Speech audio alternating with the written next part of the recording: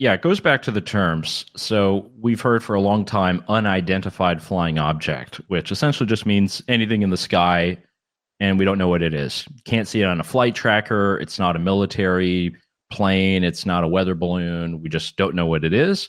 And it was classified as such. So in the last, I would say, 7 years, that terminology has been changed. So we don't say unidentified flying object anymore. The official government nomenclature is now unidentified anomalous phenomena, and meaning essentially anything that's in the sky that we can't explain or that we have not yet decoded what it is.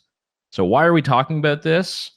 It really goes back, I would say, to Senator Harry Reid and to Congress. I'm keeping it in the lanes here, but we've had, through a mechanism of government amendments to various funding bills to the NDAA, there has been made money available to different parts and elements of both the intelligence and defense communities to uncover what documents, what information, what evidence our government has on different UAPs.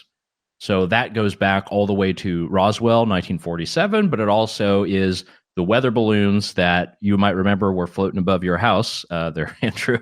That was in early February and late January of this year. And in these kind of scenarios, what we've gotten is various committees, we've had congressional hearings, and we now have had 3 specific task forces funded by Congress, hosted within either the Defense, Navy, Space Force, all these different agencies. And the entire idea has been to try to figure out who has what information on any UAPs we've ever had classified, and to try to figure out a process for eventual disclosure. So it has nothing to do right now with non-human intelligence, aliens, little green men. It has everything to do with what's in our skies. Where does it come from? Is it from adversaries like China or Russia, or is it just technology we don't yet understand? That is the main premise of it all, and I think is something that does warrant a bit more attention than perhaps we've given it the last few years. Yeah, we joke about the alien part of it, but there's actually really good work that needs to be done here. You mentioned Harry Reid, for the uninitiated, the longtime senator from Nevada. The reason that's important, the United States government owns, I think it's like 85, 90% of Nevada. Most of Nevada is test ranges for the government. That includes Area 51. No, they don't do aliens there. It's just where we do a lot of test flights and stuff like that. People live in Vegas. They fly out there. They do all this stuff out in the desert, along with a bunch of other places out there. Thank you very much. This stuff's important, though. We talked about the balloons from China. We know that there's, increasing. We now have multiple countries that can put satellites in Europe. Most of them are friendly. Some of them are not. Space is getting more accessible to more people. You now have private entities, not just SpaceX with the Starlink stuff, but other people. The Chinese are up there.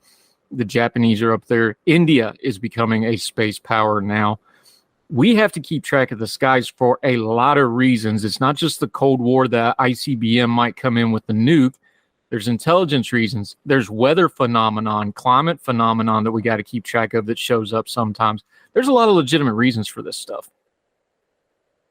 I think there is, and it does come down to security. And probably the most watched hearing in Congress for a very long time was a House Oversight subcommittee hearing in which you had a purported whistleblower by the name of David Grush, who was formerly of Naval Intelligence, later a part of something called the UAP Task Force, which was funded by Congress. And he gave testimony as to various interviews and documents that he had seen about whether there was a crash retrieval program for UAPs in the past. There are all these different elements, but I think what was the most important is that there are things that are in the sky that we don't know where they're coming from, whether it be China, Russia, or elsewhere, and we don't currently have a system to properly track and disclose that to responsible parties. And this has been kicked up just in the last few days. There is something called the AARO. I have to be sure I get all of my things correct here. So this is the All-Domain Anomaly Resolution Office. And this is another agency that is part of the Defense Department, which was, per the last NDAA, National Defense Authorization Act, given authority to cover all UAP sightings of government folks and military contractors. And what they have revealed in like the last day or two is they now have all this portal. They've received different sightings. They've received all kinds of documents and reports.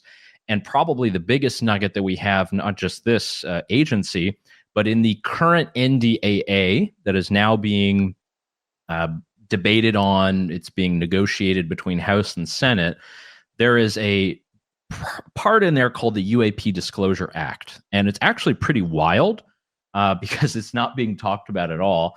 It would actually give $20 million to a brand new review board that would be called the AARO Review Board. It would look at any of the large disclosures that should be made available to the public on UAP sightings or relevant government programs. So there have been various efforts at legislation to try to uncover programs that might be related to either sightings or research for many years. And we haven't gotten any information about it. And I think that brings up the second element of this. We talked about national security, but now it's also about transparency of our government, because there are hundreds of millions of dollars that are spent by the Pentagon every single year, likely upwards of $1 billion if we include pensions and all of that. And a lot of this goes out to military contractors that are not subject to FOIA laws. We don't exactly know where that's going. There's plenty of black budget, and for national security, we understand why that is important. But a lot of this stuff could be harboring technologies, vehicles, programs, documents. We don't know. And I think that's the entire point. And luckily, we have seen a lot of great reporting on this from many new upstart Substacks, other media organizations, even News Nation has done a lot of reporting on this. A lot of people might be skeptical, but I think that's the natural position, is we have to be skeptical. And right now, the main aim is to focus on disclosure and aim it at the government. And if NDAA 2024 is passed, there are significant features and programs that would actually aim at disclosing many things beginning probably by December of next year. So we'll see how that works. There's two prongs to this, and then we'll get to the little bit more crazier stuff with the aliens in a second. There's two practical prongs here that I think are important. One, you just touched on the accountability element of this. More accountability in government. We understand some of this stuff is classified, but that is also abused to hide other things. But the other one is one that you've kind of skirted over, but I want to go back and hit on because I think it's important. Our government finds really creative ways to get funding.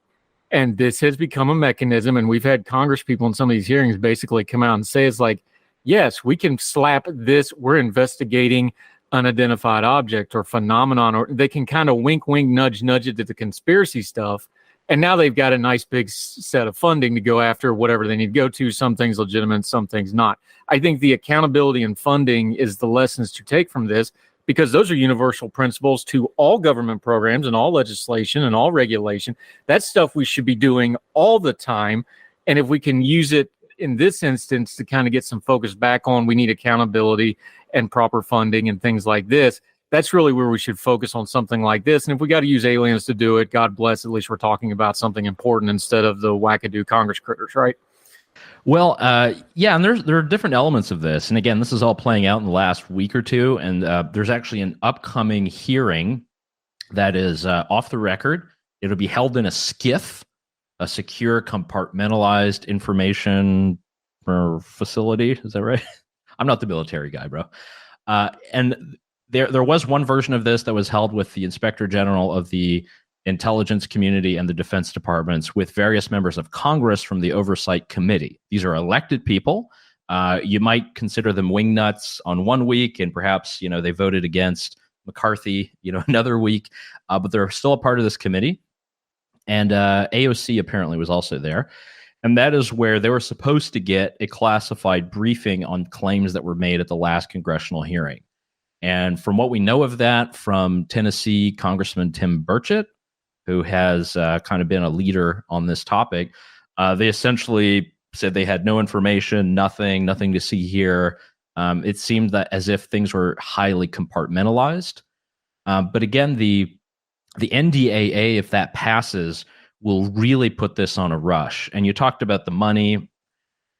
What the NDAA does, and it's the very last section of it. And this is a huge document, it's over 2,000 pages. It's how we fund the military and our defense. There's a part in here, I'll quote from it. It is the sense of Congress that due to the increasing potential for technology surprise from foreign adversaries and to ensure sufficient integration across the U.S. industrial base and avoid technology and security stovepipes, there must be blah, blah, blah, elements of disclosure of any kind of technology that the U.S. has acquired. It goes on to mention things like propulsion and photon light beams, and I have no idea why that's in there. No clue. This is part of the official legislation that they're discussing. But again, these are all things that we as the public don't know. There might be private military contractors that have access to this stuff. I know it's not being integrated into my Amazon shipments. It's not being used when I go to buy a car. So a lot of this stuff is either not real or is not being disclosed or used so that consumers like me can actually benefit from it. So again, that's more of the whole part about having accountability. And as Mulder said in the X-Files, there is no government agency that has jurisdiction on the truth, Andrew.